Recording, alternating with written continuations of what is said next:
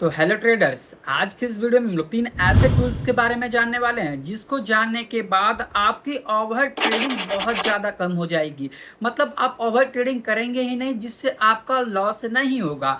अब शुरुआती दौर में दोस्तों गलतियां ये होती है हर ट्रेडर के साथ, मेरे साथ भी हुई, आपके साथ भी होगी, क्योंकि आपको ये नहीं पता होता है कि मार्केट मूवमेंट हमें कैसे चेक करना है, कैंडल एनालिसिस कैसे करना है और उसके बाद हमें प्राइस एक्शन को कैसे जानना है। तो आज का ये वीडियो आपके लिए काफ़ी हेल्पफुल रहने वाला है। इस वीडियो को अंत तक देखिएगा, चैनल को सब्सक्राइब कर देना एंड वीडियो अच्छा लगे तो दोस्तों के साथ शेयर जरूर करना। शुरुआती दौर में हम लोग ट्रेडिंग करते हैं कि मार्केट अगर साइडवेज रहा, उसके बाद एक लंबी कैंडल अगर बन गई ग्रीन या रेड, तो हम लोगों के अंदर ना फोमो आ जाता है कि कहीं ये ट्रेड हमसे मिस ना हो जाए और हम लोग एंट्री वहां पे ले लेते हैं बड़ी वाली कैंडल पे।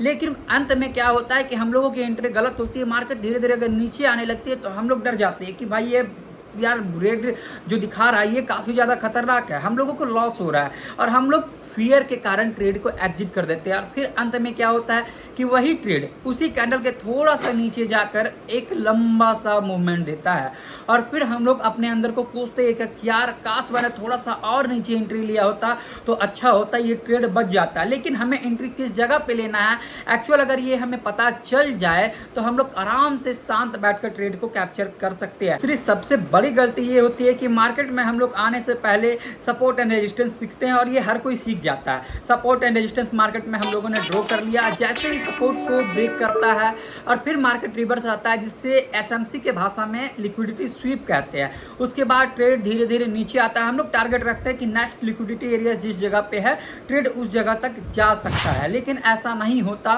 ट्रेड हमारे टारगेट तक पहुंचने से पहले ही रिवर्स हो जाता है और फिर से हमारा स्टॉप लॉस उड़ा देता है।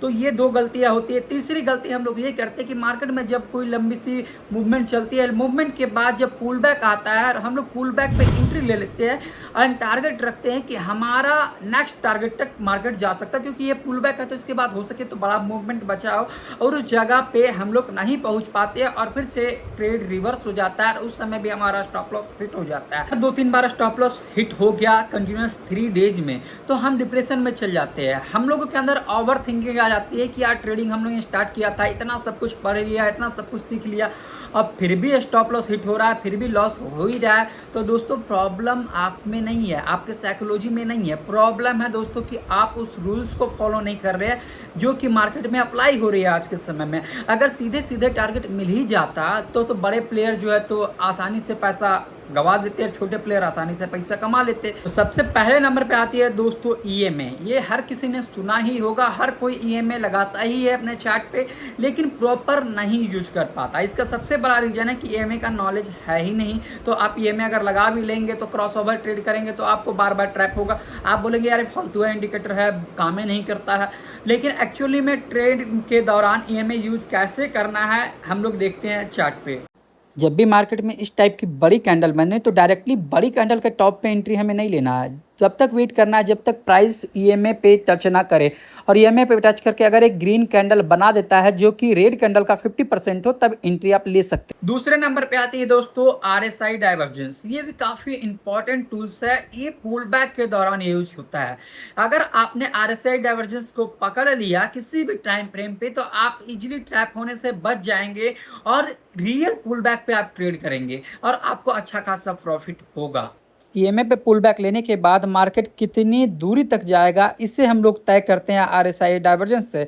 यहाँ पर मार्केट ने ईएमए पे पुल बैक बनाया और मार्केट प्रीवियस जो हाई था उसको क्रॉस कर गया, लेकिन फिर भी सस्टेन नहीं कर पाया, क्योंकि आपको पता है यहाँ पर भले ही प्राइस ऊपर भाग रहा था लेकिन आरएसआई हमें बता रहा था कि प्राइस नीचे जाने वाला। तीसरे नंबर पे है दोस्तों ट्रेंड लाइन, जो कि काफी इंपॉर्टेंट है। ट्रेंड लाइन हर कोई ड्रॉ करता है, इधर से ट्रेंड लाइन उधर से ट्रेंड लाइन, लेकिन एक्चुअली में ट्रेंड लाइन हमें ड्रॉ करना है अपने ट्रेड लेने से पहले, क्योंकि हमें पता होना चाहिए कि हमारे एग्जिट कहाँ पे है, हमारी एंट्री कहाँ पे है, तभी ट्रेंड लाइन अच्छे से यूज हो पाता है। मार्केट में यहाँ पे एक लेवल था, मार्केट फिर से उसी लेवल के पास जाता है और वहाँ पे सस्टेन नहीं कर पाता, इसे हम लोग लिक्विडिटी स्वीप कहते हैं, और वहाँ से गिरना स्टार्ट हो जाता है और हम लोग अपनी सेल की पोजीशन ओपन कर लेते हैं। लेकिन नीचे भी मार्केट में एक लेवल है और हम लोग अगर वहाँ तक वेट करते तो हम लोग अपनी प्रॉफिट को बुक नहीं कर पाते। इसीलिए सबसे पहले हम लोग ड्रॉ करते हैं ट्रेंड लाइन, जहाँ से मार्केट तेज़ी से घूमता है वहाँ से एक ट्रेंड लाइन हम लोग ड्रॉ करते हैं। और मार्केट जैसे ही उस ट्रेंड लाइन को टच किया, फिर से वहाँ से रिएक्शन आ गया और फिर से मार्केट बाइंग में चला गया। तो ट्रेड लेने से पहले जहाँ जहाँ से हो सके ट्रेंड लाइन टच कर सके, वहाँ पे हम लोगों को ड्रॉ कर लेना है।